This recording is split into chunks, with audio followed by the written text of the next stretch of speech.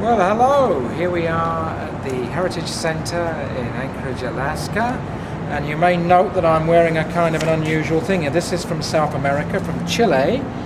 And the badges represent the first crossing from South Central North America through the whole lot, 7 years. I traveled without money and was helped by the native peoples throughout the Americas. And I think just today there's been some Bolivians who visited the Heritage Center. The native peoples of the world are a treasure for the world. And at the end of the century, I walked my final march from Prudhoe Bay out to Barrow and Point Barrow, and there, accompanied by various adventurers from around the world, including the very great and legendary Alaskan Colonel Norman Vaughan. We were together in a small tent of the Korean War, and the Bureau of Indian Affairs, ordered by the US White House, came up to that tent and got on their knees and made an apology there. And this is the apology, and they spoke in very strong words going back to the 1840s, where the attack on the native people was so intense that they apologized for the example they quoted here, cowardly killing of women and children. And it's 3.5 pages of this apology.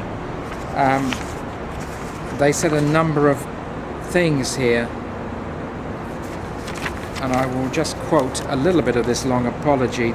Never again will we attack your religions, your languages, your rituals, or any of your tribal cultural practices. Never again will we seize your children nor teach them to be ashamed of who they are. Never again, keyword never again.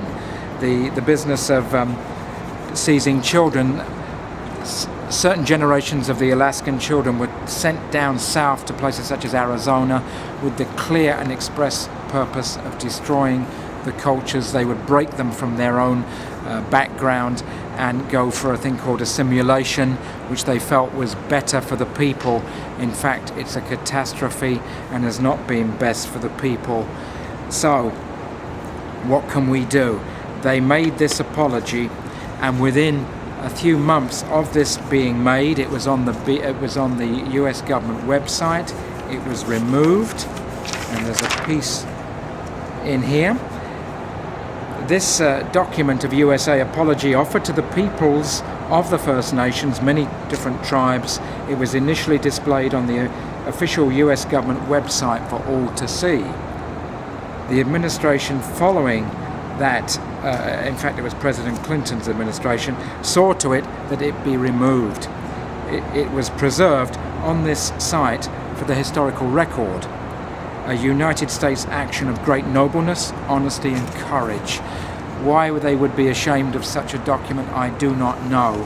But when they remove this from their government record, this to me is something which is a very serious issue. This was a serious apology made formally and officially, and it's been abandoned. Since then, one of the Alaskan language groups, Eyak, has vanished from the face of the earth.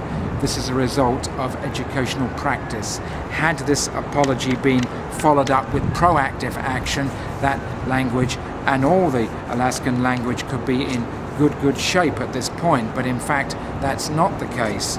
So what I require, that this formal and official apology beneath this magnificent raven, where representing of the stars, the sun, and the moon and earth and the people hanging below, the symbolic raven, the creator, as is said in the native cultures, in this historic and unique position, I wish this apology to be formally and officially rescinded, because it has not been followed. And this is my official statement on this.